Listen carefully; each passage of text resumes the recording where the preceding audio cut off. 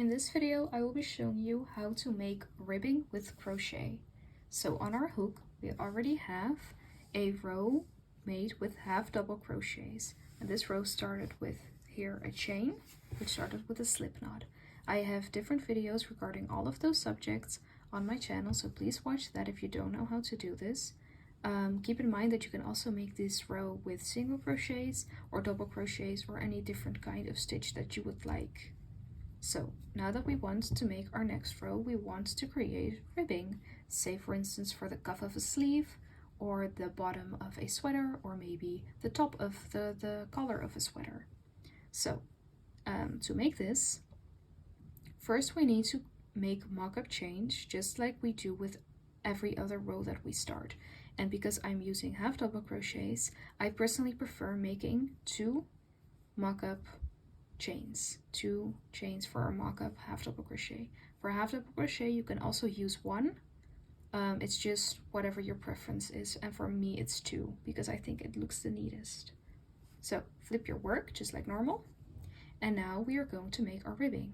And normally we would just yarn over and put our hook right here in this gap, but because with ribbing we want to have this little ribbed effect. So instead we are going to be crocheting into the back loop of the stitch. So I'll be showing you what that is by dropping my yarn a bit. So remember, skip this first crochet here because that's where our chain is connected to. Going to take a look at this one. This is the front loop and this is the back loop. So we are going to be crocheting in each of these back loops. So just half double crochet like normal, and then into the back loop and go through your yarn, and then like normal with half double crochet. So yarn over, back loop, pull through and pull through the rest.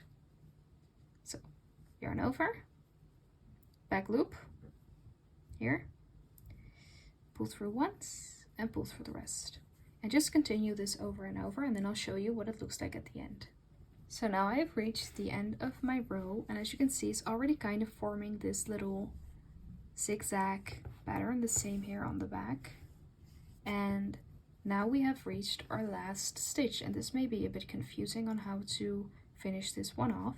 We just yarn over like normal and just put it in the same stitch as you normally would, because for this stitch there is no back loop, it is just stitch. So now we want to make our next row, so just make 2 stitches and turn, and if you continue this process it will reveal this ribbing thing. So I'll be making another row to show you a bit better, and then you'll see what the ribbing actually looks like. So here I have finished the next row by continuously half double crocheting into the back loop just like we did before, and as you can see this kind of ribbing pattern is already showing. So maybe if you squeeze it a bit, you can see this ribbing that is forming, and if you continue doing this for as long as you want, you'll be seeing it more and more. And this is how you rib. So say for instance the cuff of a sleeve or anything else I just mentioned.